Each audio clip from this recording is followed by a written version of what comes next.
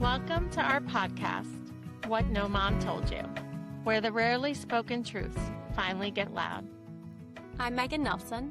And I'm Pauline Walfisch. And this is a therapist-led podcast where we talk about the things no one warned you about, the truths that are often kept quiet.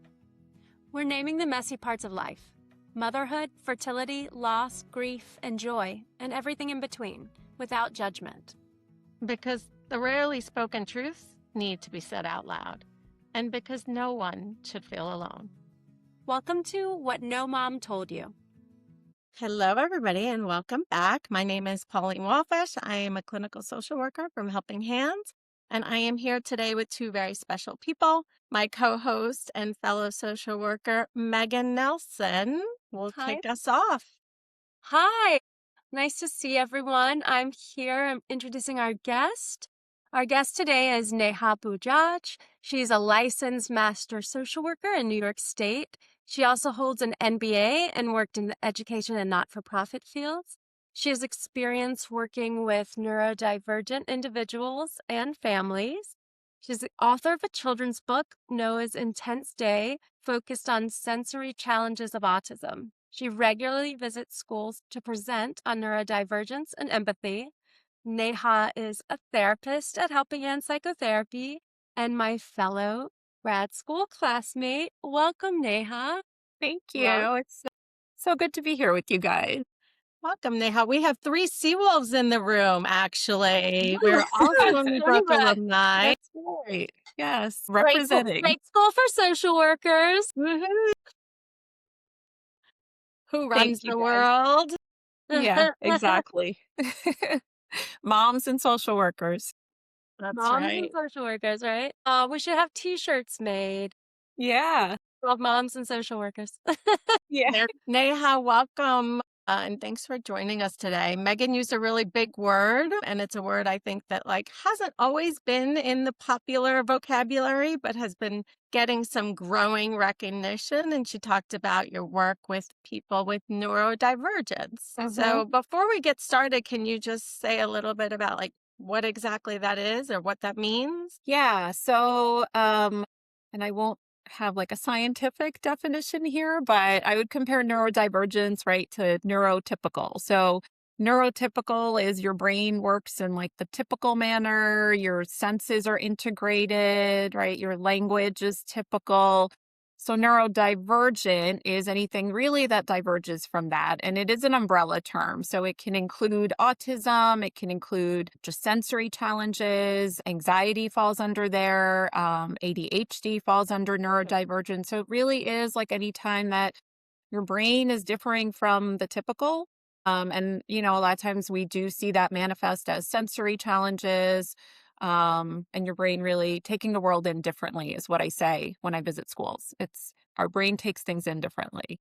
Yeah, I feel like it takes things in differently, and it puts things out differently, right? Absolutely. There's some challenges that come with that neurodivergence, and then there's some really awesome stuff that can happen when you have neurodivergence, because some people think in a different way than what's typical, and that's what makes it fun and creative and lots of different experiences. It's that thinking outside the box. You hear that a lot when you're like, this person thinks outside the box or does things their own way. Sometimes that's a sign that lends itself towards neurodivergence, right? Yeah, the creativity, right? Yeah. And it depathologizes or makes it not so bad to be different. It's not there's a right way and a wrong way. No, there's a typical way that most people's brains work. And then there are some people whose brains work just a little bit differently. Yeah.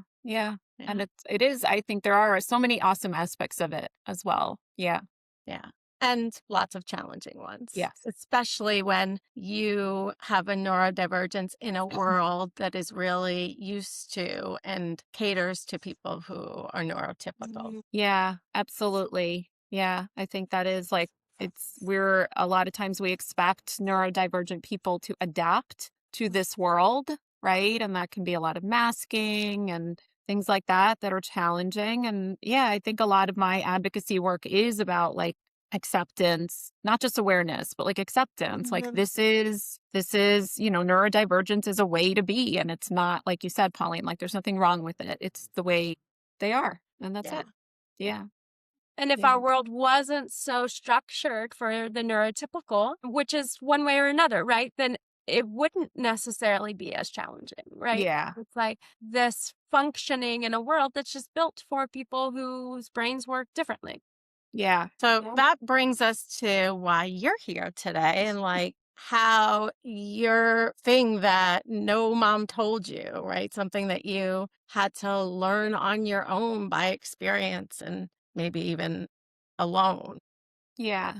Yeah. I feel like for me, the hardest thing was that I came to realize that nobody told me was really how physically and mentally exhausting it was going to be parenting a special needs kid, a neurodivergent child. Like, it's one thing you get the diagnosis and then you go home and you're processing that and doing all the research. Like, what does this mean? What Oh, is this going to yeah. look like for my child's, right? Going through all the evals and everything. And I feel like you're so wrapped up in all of that and trying to like figure out how to make this okay for yourself, for your child, for everyone.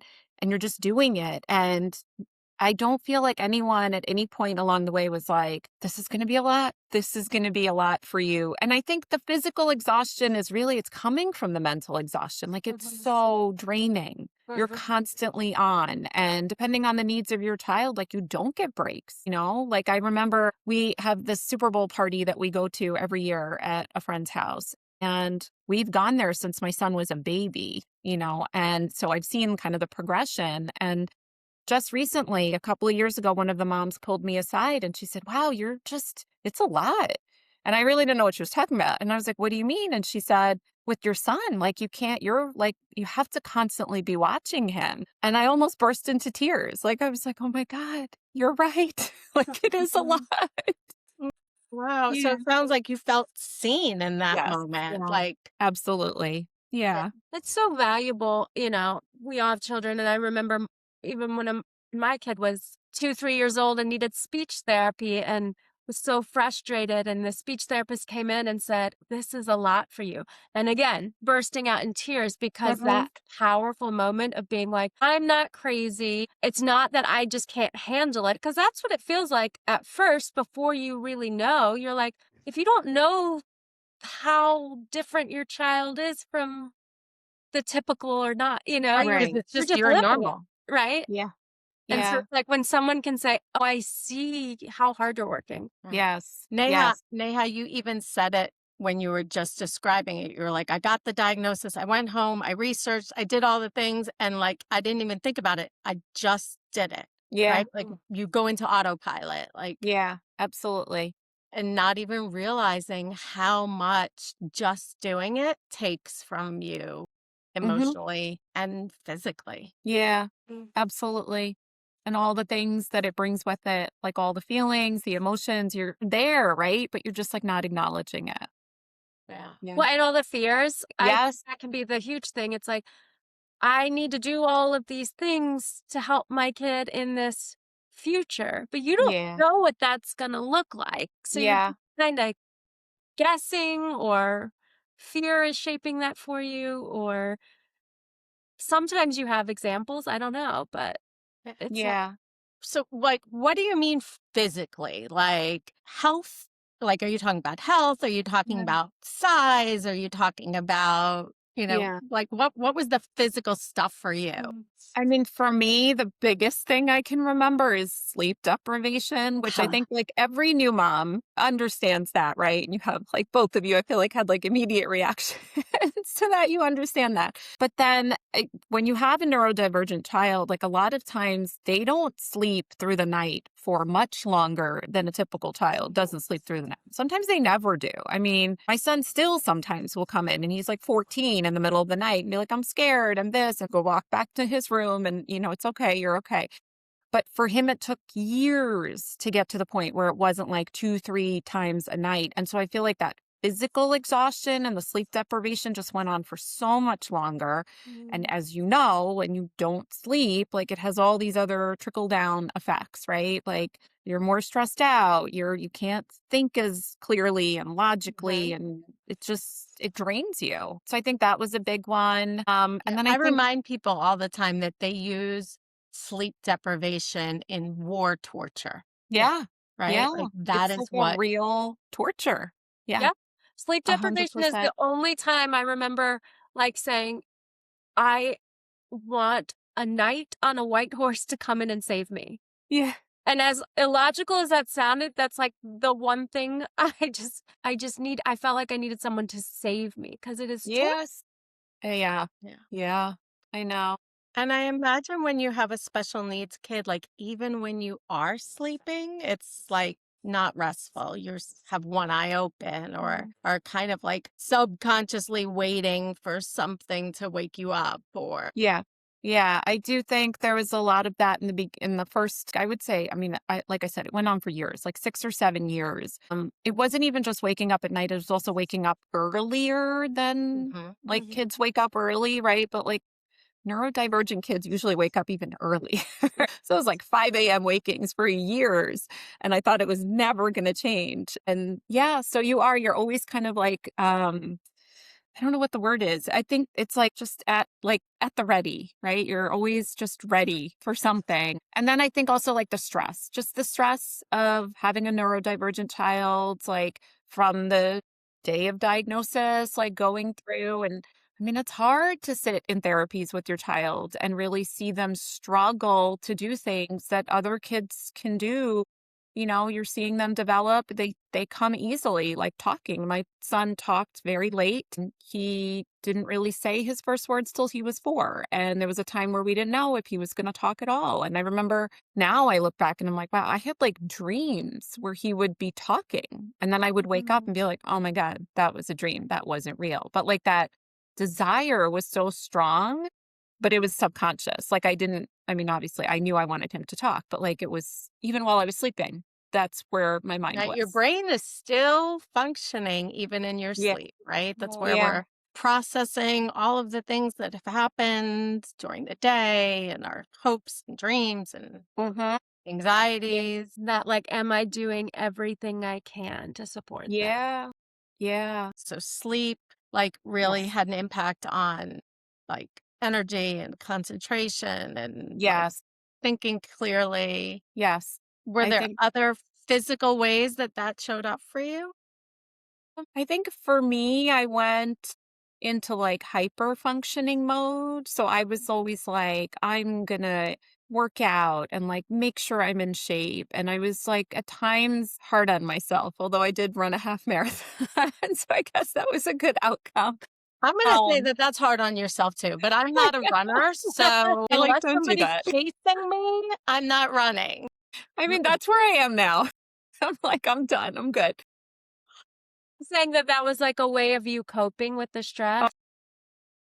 Yeah, I think it was me. It was like a many things, but like trying to distract myself, like trying to show myself that I could do something and be successful. Cause I think like such a big part of this is also, as I've talked to more and more special needs moms over the years, is like we just feel like we're failing. Like there's such an Mhm. overwhelming sense of failure Mm, because your child is not meeting the milestones. Like they're not at the same level as other kids in their grade, right? So it's always like as moms, I feel like we internalize that and we think it's us. And to be and able it's to then be like, not within no, your it's not. control. Yeah, it's not under your control. Mhm. And I think for me, it was like, where can in my life can I like figure out and have some control? So let me go run a half marathon.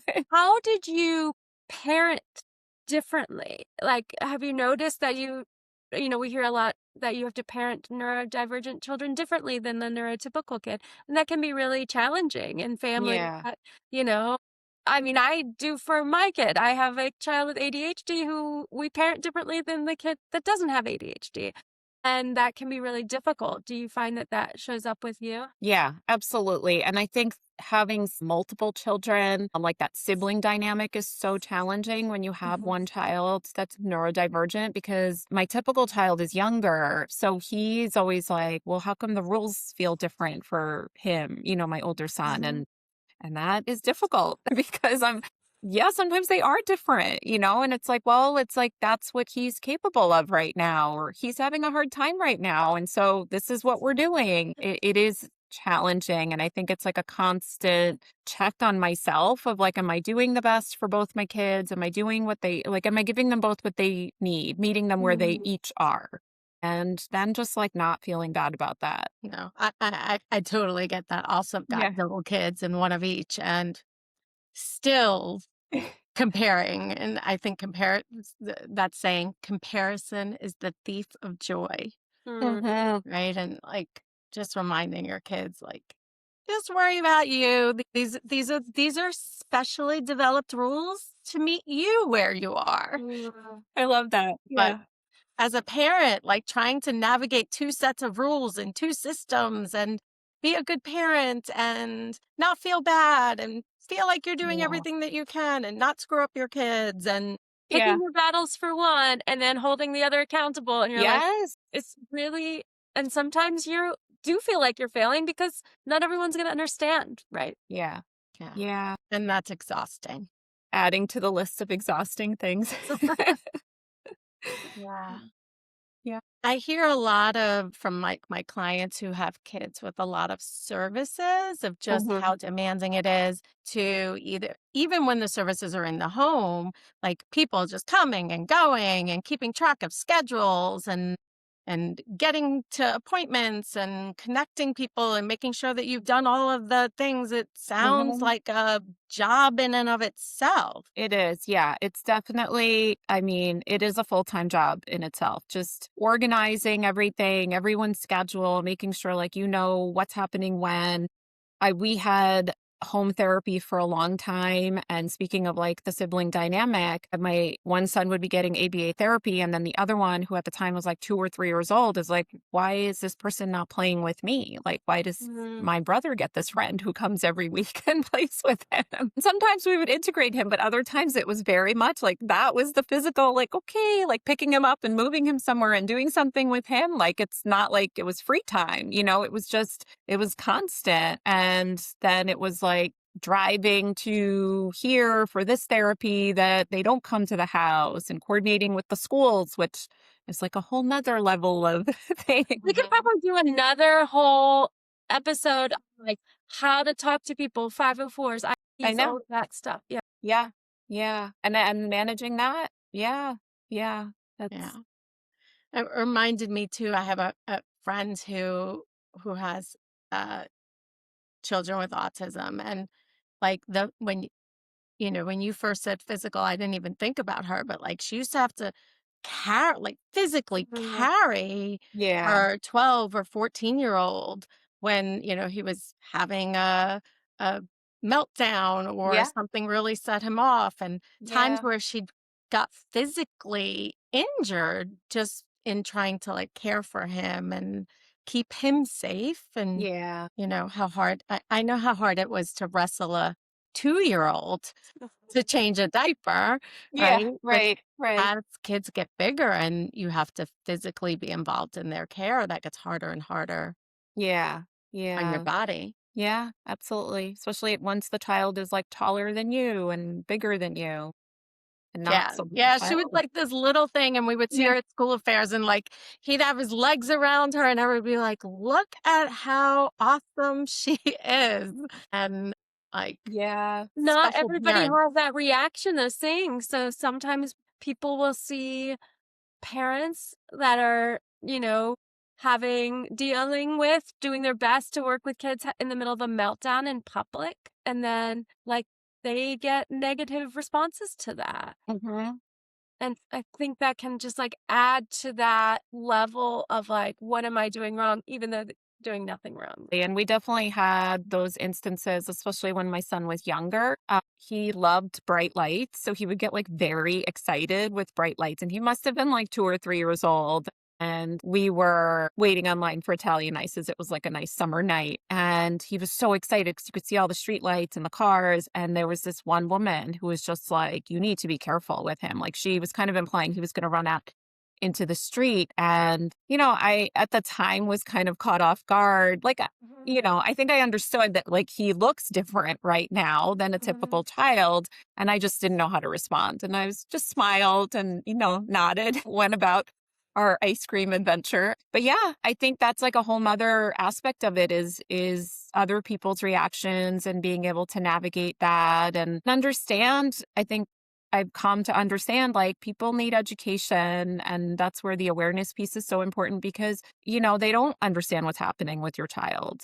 And maybe Yeah. she did think he was unsafe and like she was just warning us, but I think it's so important, which is also why I go out and advocate. I think like the inclusion piece is so important because as more and more kids with autism are in the community and they're stimming and they're doing their thing and being themselves, like it's just becomes normal. What Yeah. what is stimming? So stimming is, it could be when they get overwhelmed. It could be when they get excited, but it's like some sort of usually like body movement. It can also be vocal stimming or they'll make a Mhm. noise and it's a way for them to kind of self-regulate. So it's like stimulation, like self-stimulating. That's where the self-stimming comes from. Got it. But yeah, it is if you see a child that's kind of making some sort of, usually it's like a body movement, but it can be Mhm. verbal as well. Yeah. And it calls attention, right? Yeah. Because it's something, Yeah.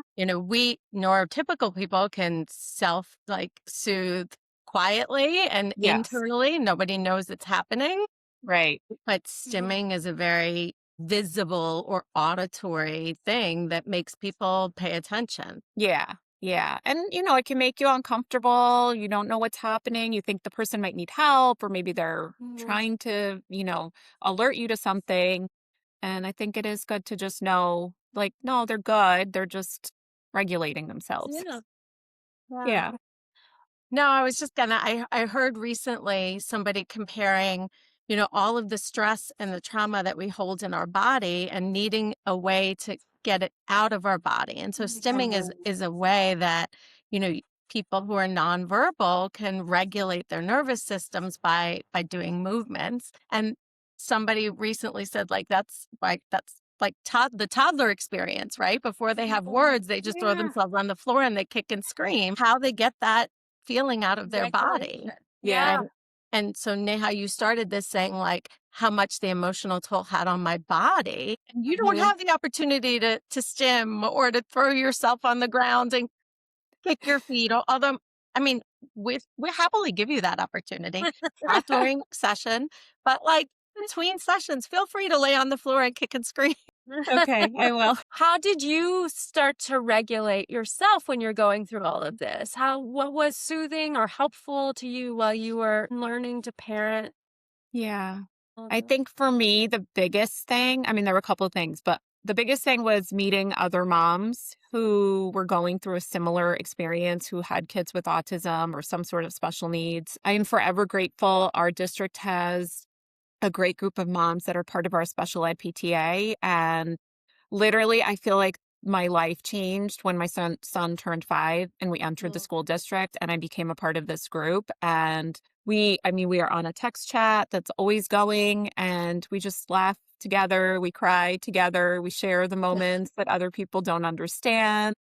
And it's just that sense of community, right? We talk about that all the time in running groups is like it's so important and it's so valuable because it makes you feel seen.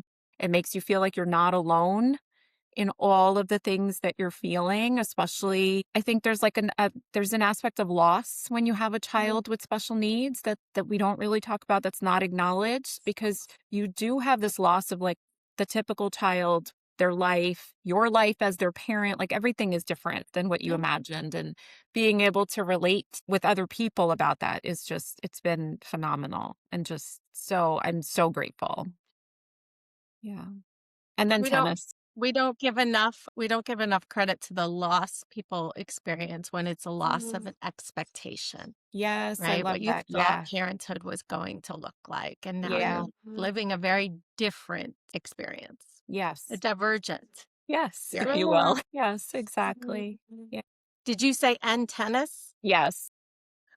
I And played tennis when I was in high school and then didn't play for 20 years, and I picked it back up like 4 years ago, not and pickleball? everybody's playing I pickleball. know. I can't. I feel like I'm betraying my love for tennis.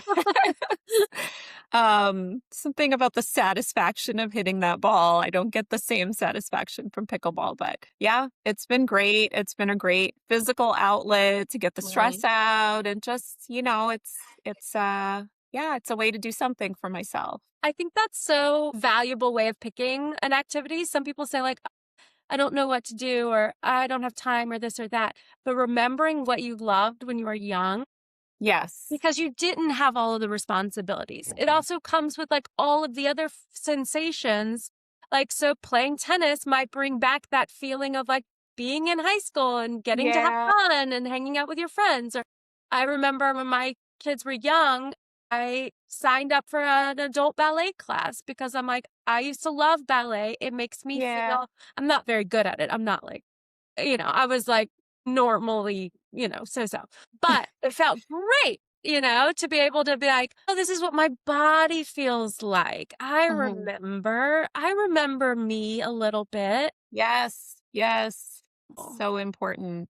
Yeah. Yeah. Because even though you're parenting a child with special needs, you are still you.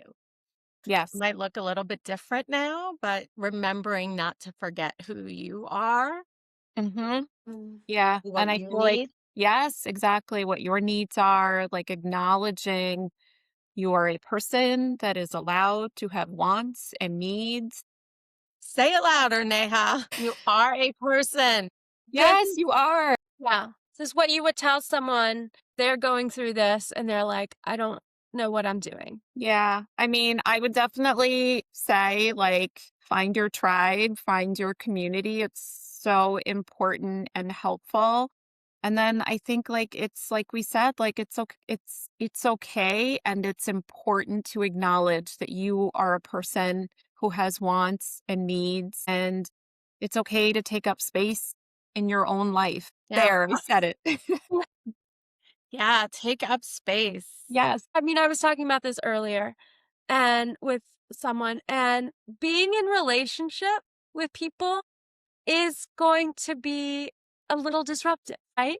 It's not always ideal. It's not always like, you sometimes people are put out by helping other people or asking for help. That's okay, that is Yeah, that's part true. of it. And I always say, like, when we can ask for our needs to be met, we're also giving a signal to the other person that when they're having a hard time, they can ask me and I'm a safe person to Mhm. vent. So I think it's so beautiful that what you were saying, it's like putting yourself on the list, looking for your tribe, learning to ask for help, I think is some of the most, not only like beautiful, but necessary survival skills Absolutely. as a Yeah, parent in general, and in then general. especially as a parent navigating a special needs world. Yeah. Yeah. I love that, and I also think of it as, like, you're giving the other person an opportunity to show up for you, and that's And it yeah, feels like good. yeah, yeah. It's not like asking someone something every single day, all the time, Right. for the rest of your life. That's different, but that's not what's Yeah. going to happen. Right, exactly. Yes. So nobody told you that parenting a special needs child would be so emotionally and physically demanding and Mhm. that it was okay to take up space for yourself. Yes, absolutely. And now you said it. There, I said it. Neha, I love that you wrote a book based on your experience. Can you tell us a little bit about the book's title and what it's about? Sure. Yeah. So it is called Noah's Intense Day. It is about a boy named Noah whose brother has special needs. And it kind of starts out, he says, I wish I could be more like my brother. He gets extra special attention from everyone. And then he wakes up one morning and he basically lives the day like his brother would. And he has all these intense sensory experiences. So, And then at the end, he kind of realizes, like, oh, this is what my brother experiences on a day to day basis. mm, So it's a way to just kind of help kids relate to kids who have sensory challenges and really try to help them, kind of internalize and think about what if I woke up and the sun was too bright or my clothes were itchier than normal? Like, how would I react to that? So yeah, it's So really being in somebody else's shoes for the day. yes, absolutely. Yeah. Love Yeah. that. That's awesome that you get to bring that to kids Yeah. Yeah. It's and great. And families. it's yeah, and I love their questions and they're very thoughtful. If someone wants to pick up the book, is there a place where they can get it? Yeah, they can it's available on Amazon. So just look up Noah's Intense Day. It'll come up. That's great. Well, I'm so glad that you're taking up all the space and all the space you need, and Me too. you're a wonderful parent. So you're doing a great job. Thank you. Thank you both so much. Oh my gosh, thank you for being here today. So good to talk to you. Thank you Have a guys.